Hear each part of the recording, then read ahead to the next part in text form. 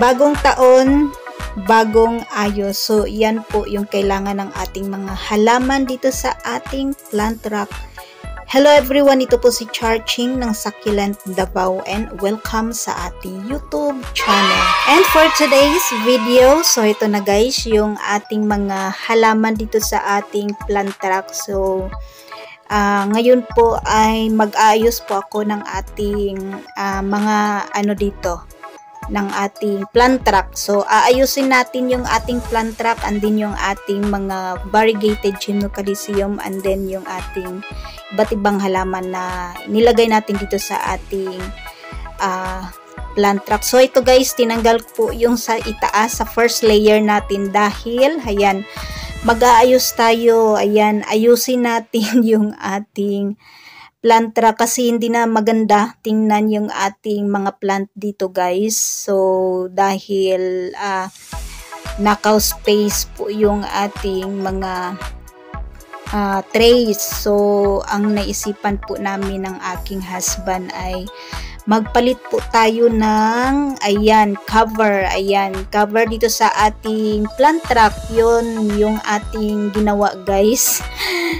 Ang una kong naisipan na ipalit dito sa ating mga cover dito sa ating, kasi plastic cover to guys so mas nasisira po siya. Ayan, una kong naisipan plywood yung gusto kong ilagay dyan. So sabi po ng husband ko, sabi niya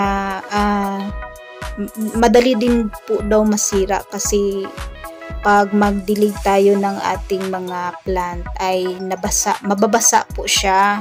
So ayan, sabi niya tiles na lang daw. So yan guys, yung naisipan ng husband ko na palitan natin ng tiles kasi malinis din po siyang tingnan. So yan guys yung ginawa ko dito sa ating plant rack. Ayan yung ating second layer, tapos na po tayo sa ating second layer and then first layer. So yan na yung ating mga halaman dito sa ating plant rack. So mamaya ay aayusin ko rin po yung ating third layer kasi medyo marami yung ating mga plants dito.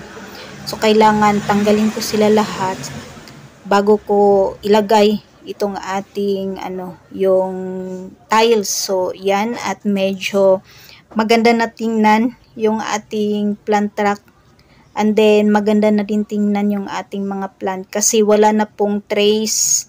So na sila dyan, pantay na sila lahat. So madali din pong ang maganda din dito sa guys, sa tiles ay madali lang po siyang ayusin or linisan. So yan, at ayan yung ating mga hawortias. Ayan sila guys. So yan muna yung arrangement nila dito kasi ko rin po, aayusin ko rin po yung ating third layer na mga halaman kasi para sila, pantay sila. So heto guys yung isa nating inayos, yung ating mga halaman dito sa side. So yan, at nalagyan ko na rin po ng tiles kasi dito na side guys ay wala pong tiles, wala po siyang cover. So yung ating mga plant dito ay ayan, mahuhulog po sila. So yan, at nilagyan na po natin ng tiles. So yan, at sobrang ganda na tingnan. And then marami din pong mailagay natin na mga plant dito, plants.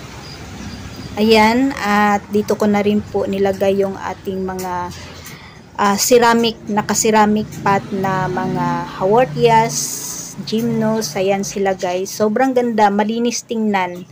So yan yung nagustuhan ko sa sa tiles kasi ayan, malinis, and then pag merong alikabok ay madali lang po siyang linisan. So yan po yung update sa ating mga halaman dito na side. And then dito sa kabila guys, ayan, hindi ko pa siya nalagyan. So lalagyan din po natin yan ng tiles. So yan po yung itsura pag wala po siyang cover. So hindi maganda tingnan.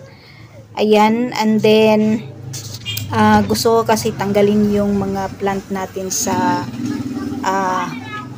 tray. So ayan, kasi nakaw space po talaga yung tray. So yan yung ating first layer and then second layer. So mamaya guys ay aayusin ko yung ating third layer. So medyo malalaki na din po yung ating mga variegated LB dito na side.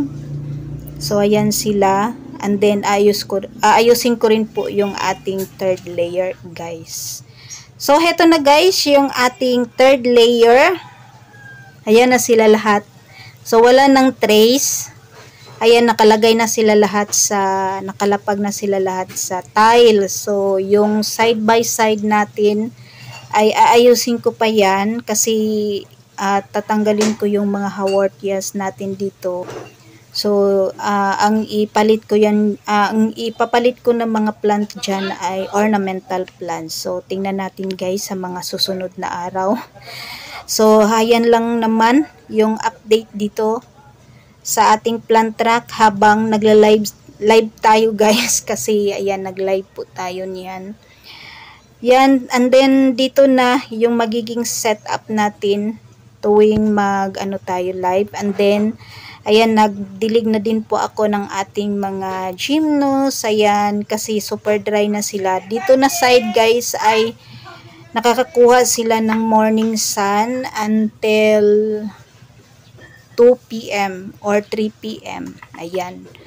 Mahaba-haba yung sun exposure ng ating mga halaman dito na side. So, yan. At nagdilig na ako, and then yung ating tricolor guys. Ayan, marami na siyang flowers. Kasi na ngayon, morning. So, yan. Every morning kasi bumubuka yung mga bulaklak ng ating tricolor. So, yan sila dito na side. Sobrang ganda na.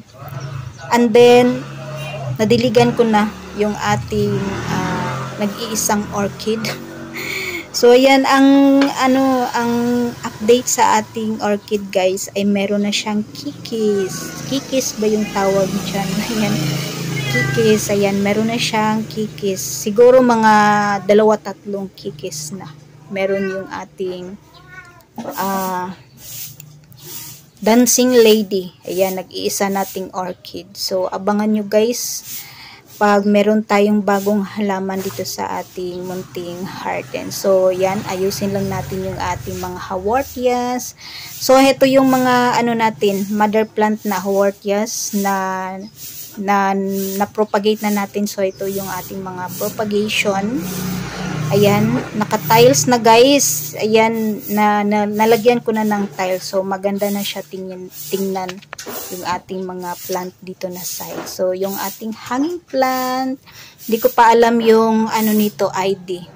Yan, bigay po sa atin yan ni Ate Gloria. Ayan, yung ating mga plant dito. And then yung ating tricolor. Ayan, unti-unti na siyang naging stress kasi mahaba-haba na yung sun exposure ng ating tricolor. So, yan, aayusin lang natin guys yung ating mga bagong dilig na halaman. Ayan, unti-unti pwede ko siyang ilipat-lipat yung ating mga plant para yung iba naman ay makatanggap ng mahaba-habang sun exposure. Ayan, then dito yung ating mga maliliit na LB. Ayan sila guys. So, yan, naka-tiles na po yung ating plant dito na side sa likuran ng ating vertical wall. So, yan yung ating mga hanging plant, and then naglagay din po ako ng Sansevieria. So, yan guys yung update sa ating mga plant dito sa ating plant track. Ayan, at yan po ang update sa ating mga halaman dito sa ating munting garden. And that's for today guys. Maraming salamat po sa inyong panunood dito sa ating YouTube channel. At mag-update po ako guys sa susunod na araw dito sa ating mga halaman. Thanks for watching!